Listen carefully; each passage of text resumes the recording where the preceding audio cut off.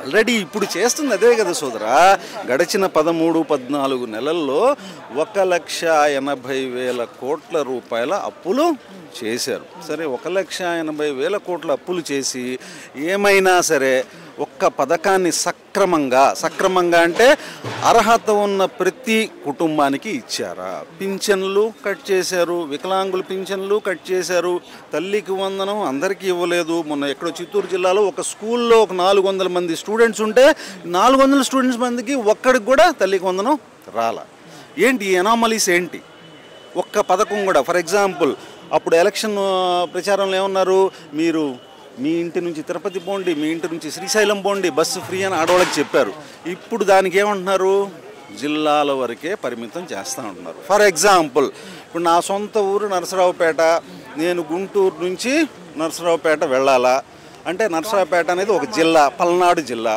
For example, Guntur నల్లపాడులో నేను bus ఎక్కా అంటే నేను ఎక్కడ దాకా వెళ్ళగలను ఫ్రీగా అంటే నేను కాదు, ఒక మహిళ నల్లపాడులో బస్సు ఎక్కిన మహిళ ఈ పల్నాడు జిల్లా ఎంట్రన్స్ ఎక్కడ ఫిరంగిపురం స్టార్ట్ అవగానే పల్నాడు జిల్లా ఎంట్రన్స్ అయింది అంటే ఆమె అక్కడి నుంచి మళ్ళీ నరసరావుపేటకి టికెట్ తీసుకోవాలా?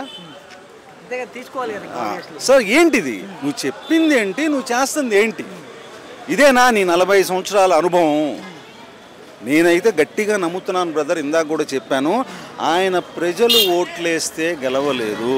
నిజంగా ప్రజలు ఓట్లేసి గెలిచి ఉంటే ఖచ్చితంగా ఈ హామీలు అనేవి తిట్టుకుంటా ఆయన అమలు చేసేవాడు.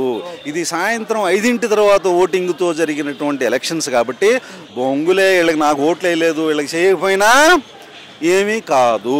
అంటే ఇప్పుడు చాలా వరకు కూడా కిరా కార్పి, సీమ రాజా, ఆ జన సైనికులు ఎవరైనా కావచ్చు, ఏదైనా ఎక్కడైనా మీరు బాగా అబ్జర్వ్ చేస్తే వీళ్ళకి ఒక జబర్దస్త్ ఆర్టిస్టులు వీళ్ళకి ఎక్కడి నుంచి ఆ ధైర్యం అనేది వస్తుంది అంటే ఒక మాజీ ముఖ్యమంత్రి, ఒక ముఖ్యమంత్రి కొడుకుగా ఉన్నారు, ఆయన ఒక ఎంపీగా చేశారు, ఆయన ఒక మాజీ ముఖ్యమంత్రి, అలాంటి వ్యక్తిని పట్టుకొని విమర్శలు చేస్తూ అంటే నోటికి వచ్చిన భాషతో దుర్భాషలు ఆడుకుంటూ విమర్శలు చేసుకుంటూ ఏదో టీవీ స్క్రీన్లు ఉన్నాయి మాట్లాడుతున్నాం అన్నట్టుగా మాట్లాడుకుంటూ, అంతేకాకుండా జన సైనికులు కూడా కారుమూరి నాగేశ్వరరావు గారి కాన్వాయ్ మీద వాళ్ళు చేసిన దాడి కావచ్చు, ఇంత విచ్చలవిడిగా చేయడానికి కారణాలు ఏంటి, వాళ్ళ ధైర్యం ఏంటి?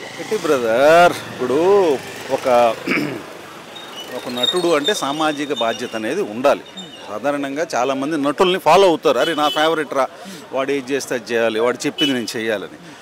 మరి అటువంటి ప్రముఖ నటుడు మన గౌరవ ఉప ముఖ్యమంత్రి పవన్ కళ్యాణ్ గారు మీటింగ్లో ఏమని చెబుతారు, నిన్నగాక మొన్న హరిహరం మల్లు వీరమల్లు సక్సెస్ మీట్లు ఏం చెప్పాడు, మీరంతా మీట్ అంటారా అంటే ఆయన ఉద్దేశంలో సక్సెస్ మీట్లే అది. ఆ సక్సెస్ మీట్లో ఏం చెప్పాడు, మీరు ఎందుకు అంత సున్నితంగా ఉంటారు, కానివ్వండి, తన్నండి, కొట్టండి అని చెప్తున్నప్పుడు మరి అసలుకే కళ్ళు దాగిన కోతి ఇంకా కామ్గా ఉంటుందా? ఉండదు కదా. అదే చేస్తారు. అదే చంద్రబాబు నాయుడు గారు ఒక చీకటి సమయంలో నిన్ను పిలిచి, నీ పేరేం పేరు మిస్టర్ శ్యామ్, నేనున్నాను బ్రదర్, నేనున్నాను మీకు, మీరేం చేసినా నేనున్నాను మీకు అని మీ ఇష్టం వచ్చింది మీరు చేయండి అంటే, శ్యామ్ మీరు రేపటి నుంచి మీ పరిస్థితి ఏంటి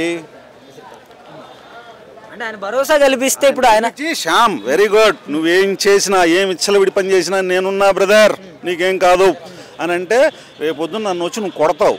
అంటే ఒక ముఖ్యమంత్రి స్థానంలో ఉన్నాడు, ఆయన నాకు సపోర్ట్ ఉన్నాడు అంటే నేనేమని చేయొచ్చు అన్న ఒక ధైర్యం వస్తుంది. ఇప్పుడు అదే కిరా కార్పి గారు ఈ రోజున ఈ స్థాయిలో ఉండడానికి రోజా గారు ఎంతో హెల్ప్ చేశారు. అతనికి కనీసం ఇంగిత జ్ఞానం కూడా లేకుండా ఆమెను ఇష్టం వచ్చినట్టు మాట్లాడతాడు. ఇక ఈ సీమరాజా కిరా కార్పి అప్పుడు అఫ్కోర్స్ హైపరాది పేరు వాడకూడదు, అతను కామ్ అయిపోయాడు, అతనికి ఎగ్జాక్ట్ పొజిషన్ తెలిసిపోయింది, ఏమైనా మాట్లాడితే నాకు చిత్రం కనపడుతుంది తర్వాత అనుకున్నాడు, వదిలేశాడు. సో ఇటువంటి వాళ్ళు ఏంటంటే ఏదో ఆ వచ్చే డబ్బుల కోసం సాధారణంగా అందరినీ ఈ వైసీపీ వాళ్ళని పేటీఎం అంటారు. యాక్చువల్గా వైసీపీ వాళ్ళు పేటీఎంలు కాదు, వీళ్ళు డబ్బుల కోసం పనిచేసే ఈ వెధవలు ఉన్నారు చూసావా, వీళ్ళు పేటీఎంలు అన్నమాట.